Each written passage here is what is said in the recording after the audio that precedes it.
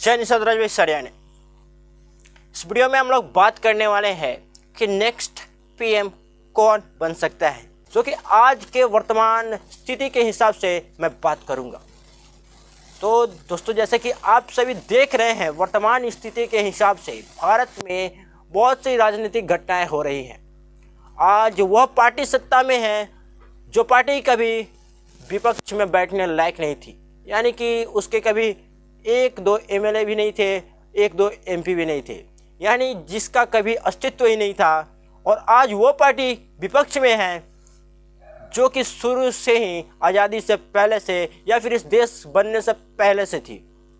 आज उसका बुरा स्थिति हो गया है कि आज उसे महागठबंधन, जिसे हम इंडिया गठबंधन के नाम से जान रहे हैं, वो बनाना पड़ रहा है। यही होता है वक्त की मार। तो आज जो उनके तरफ से पीएम फेस है, जो कि एक बार लड़ चुके हैं और बुरी तरीके से हार चुके हैं, हाँ, मैं बात कर रहा हूँ राहुल गांधी जी की।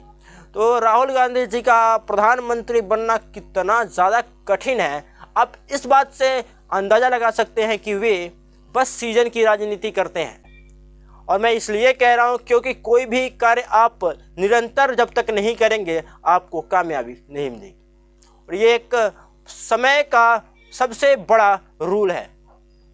तो इस प्रकार से इनको तो आप पूरी तरीके से प्रधानमंत्री के जो दौड़ है, जो रेस है, उससे आप इन्हें हटा ही दीजिए तो अच्छा होगा।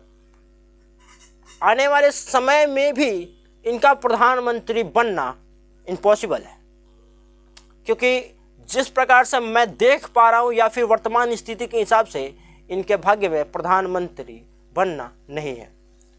अब बहुत लोगों को बुरा लगेगा जो कांग्रेस पार्टी के सपोर्टर होंगे, तो मैं बस यही कहना चाहूँगा कि वक्त आते आते ये खुद प्रधानमंत्री पद के दौर से हट जाएंगे, या फिर एक तरह से कांग्रेस पार्टी पूरी तरीके से ख़त्म हो रही है। तो ये हो भी जाएगी आने वाले समय में। कोई दूसरा पार्टी भारत में उभरेगा जो कि भाजपा को टक्कर देगा। कांग्रेस पार्टी जितना राज करना था वो राज कर चुकी है। अब उसके अंदर कोई भी आइडियोलॉजी बचा ही नहीं है जिसके हिसाब से वो आने वाले समय में भाजपा को टक्कर दे या फिर सरकार बनाते हुए दिख सके। तो प्रधानमंत्री के लिए अभी जो सबसे बड़ा फेस है वो आप सभी को पता है, नरेंद्र मोदी। अब ये क्यों इतने ज़्यादा लोकप्रिय है, तो इसका जो ज़मीनी स्तर है ना, इनका जुड़ाव है। प्रधानमंत्री का जो है ज़मीनी स्तर से जुड़ाव है। इन्होंने भले ही कुछ ऐसे वादे किए जो वो पूरे नहीं कर पाए, कुछ जुमले इन्होंने भी दिए जो पूरे नहीं कर पाए, जैसे कि 15 लाख वाला, जैसे कि 2 करोड़ रोजगार वाला। बट हाँ, वो सभी झूठ बातें सभी नेता बोलते हैं। बट इन्होंने कुछ ऐसा कर दिया अपने शासनकाल में कि वे सारे जुमले गायब हो गए, वे सारे झूठ के पुलिंदे गायब हो गए। और इन्होंने जो अच्छा किया, अपने अच्छाई के बदौलत उन्होंने अपने झूठ को तोप लिया, ढक लिया। तो ये भी होता है, उन्होंने गरीबों के लिए बहुत सारी योजनाएं निकाली। सबसे बड़ी बात कि सनातन को एक करने के लिए, जातिवाद को ख़त्म करने के लिए जातिवादी राजनीति को ख़त्म किया। परिवारवाद को ख़त्म करने के लिए परिवारवादी राजनीति को अपने पार्टी से पूरी तरीके से ख़त्म करने का प्रयास वो कर रहे हैं। कुछ नेता है जो कि अभी भी परिवारवाद उनके भी पार्टी में करते हैं, बट उन्होंने अपने बड़े बड़े पदों से वो ख़त्म करना शुरू कर दिया है, जो कि भाजपा का एक सबसे अच्छा आइडियोलॉजी है।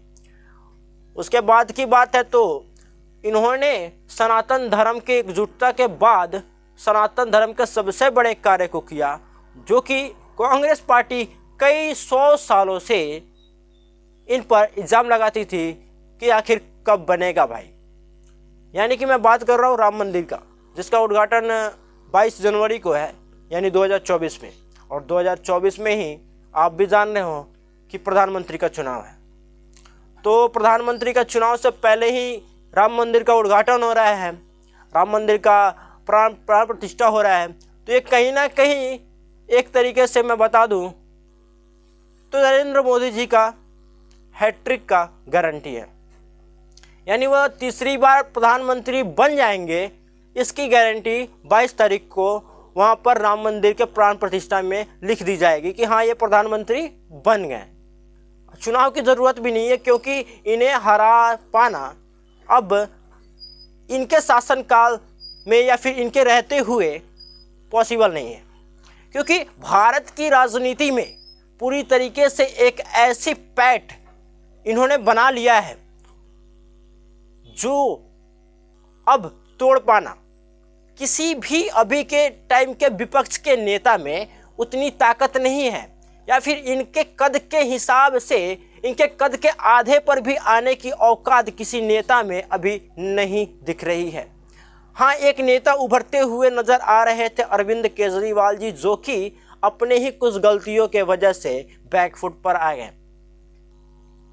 तो जो कि वो सोच रहे थे, अपने सपने देख रहे थे प्रधानमंत्री बनने के, 2 राज्यों में सरकार बनाने के बाद वो कांग्रेस को ही किनारा करके एक बड़ी पार्टी बनने का जो सपना देखने लगे थे, कुछ घोटालों में फंसने के बाद और कुछ गलत बयान के बाद उनकी जो राजनीति थी शुरू होने से पहले ही ख़त्म होती हुई दिख रही है।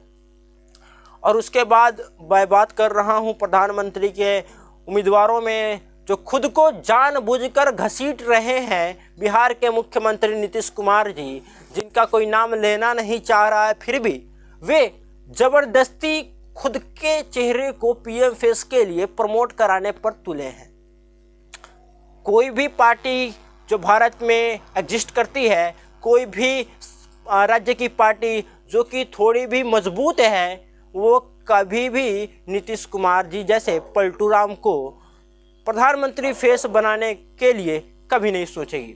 और बात रही इंडिया गठबंधन के जो मेन लीडर का जो कार्य करने वाला जो कुछ बड़ा पद भी हो, उस पर भी इन्हें ले जाने से पहले वे 50 बार सोचेंगे कि इनके नाम को नॉमिनेट कैसे किया जाए। ये कब पलटी मार देंगे किसी को नहीं पता। तो इसलिए इनके नाम का जिक्र करना ही प्रधानमंत्री पद के लिए बेतुकी होगी। तो फिर इनका नाम को भी हम लोग साइड करते हैं। और बात आ गया अब योगी आदित्यनाथ जी की। तो भाई अभी के डेट में अगर पूरे विश्व की बात करूं, मैं भारत तो छोड़ ही दो, पूरे विश्व की बात करूं तो सबसे ज़्यादा नरेंद्र मोदी जी फेमस है, फेमस नेताओं में पूरे विश्व में टॉप रैंकिंग पे है, 1 नंबर पे। और दूसरे नंबर पे मैं बात करूं तो एक नया मुख्यमंत्री जो बस 5-6 साल पहले उसे लोगों ने पहचाना, वो भी नरेंद्र मोदी के वजह से यूपी का मुख्यमंत्री बना दिया। बड़े बड़े नेताओं के रहते हुए भी एक नए चेहरे को यूपी का, इतने बड़े राज्य का मुख्यमंत्री बना दिया। और उसके बाद से योगी आदित्यनाथ जी ने अपने अथक प्रयास से और कड़ी मेहनत और अपने सोच के बदौलत आज नरेंद्र मोदी जी के बराबरी तक का जो फैन फॉलोइंग है वो प्राप्त कर लिए हैं। आज जितने लोग नरेंद्र मोदी जी को जान रहे हैं, उतने ही लोग आज योगी आदित्यनाथ जी को भी जान रहे हैं। ये पूरी तरीके से सच्चाई है। ज़मीनी स्तर पर भी लोग योगी को जानते हैं और ये फेक बात नहीं है दोस्तों, क्योंकि आज योगी आदित्यनाथ जी महज 6-7 साल से लोग उन्हें जान रहे हैं। जब वो मुख्यमंत्री बने तब, उससे पहले केवल उनके संसदीय क्षेत्र के लोग ही उन्हें जानते थे। जब वो मुख्यमंत्री बने तब भी लोग कंफ्यूज थे, आखिर ये योगी आदित्यनाथ है कौन। लोग सर्च करने लगे थे और मात्र 6-7 सालों में इस मुख्यमंत्री तो बहुत लोग बने, बहुत सारे राज्य के लोग बने, बड़े बड़े नेता तक वो पहुंचे, बट ऐसी फैन फॉलोइंग, ऐसी चर्चा किसी दूसरे मुख्यमंत्री की हुई ही नहीं जैसा चर्चा मात्र 6-7 सालों में योगी आदित्यनाथ जी की पूरे देश सहित विदेशों में भी हो रही है। इनकी बुलडोजर वाली सरकार का जो इनकी कॉपी जो होती है वो विदेश के नेता भी करते हैं, विदेश की सरकारें भी कर रही है। तो बस कह देना चाहूँगा कि आने वाले समय में अभी विपक्ष को कई साल इंतज़ार करने पड़ेंगे प्रधानमंत्री अपने तरफ से बनाने के लिए। और मोदी जी के बाद में जब वो 5 साल और राज कर लेंगे भारत पे, तो उसके बाद में मैं कहीं ना कहीं देख रहा हूँ कि भारत की राजनीति में हिंदू राष्ट्र बनने के बाद, अगर हिंदू राष्ट्र के पहले प्रधानमंत्री कोई बनेंगे तो वो योगी आदित्यनाथ जी होंगे, और कहीं ना कहीं प्रधानमंत्री फेस के उम्मीदवार प्रधानमंत्री नरेंद्र मोदी जी के बाद में योगी आदित्यनाथ ही होंगे। ये वीडियो मेरा बनाने का मेन मकसद ही यही था कि आप सभी को अच्छे से बता देना कि कौन अभी प्रधानमंत्री पद के दौड़ में है और कौन कभी भी प्रधानमंत्री पद के दौड़ में आएगा ही नहीं, जो कि बेमतलब के खुद के चेहरे को प्रमोट कराने पर तुले हैं। ये वीडियो को कैसा लगा कमेंट सेक्शन में जरूर लिखिएगा, और ऐसे ही हर एक प्रकार के मुद्दे और निषाद वंशी क्षत्रिय समाज के इतिहास के लिए इस चैनल को सब्सक्राइब जरूर कर लीजिएगा। धन्यवाद। जय निषाद राज।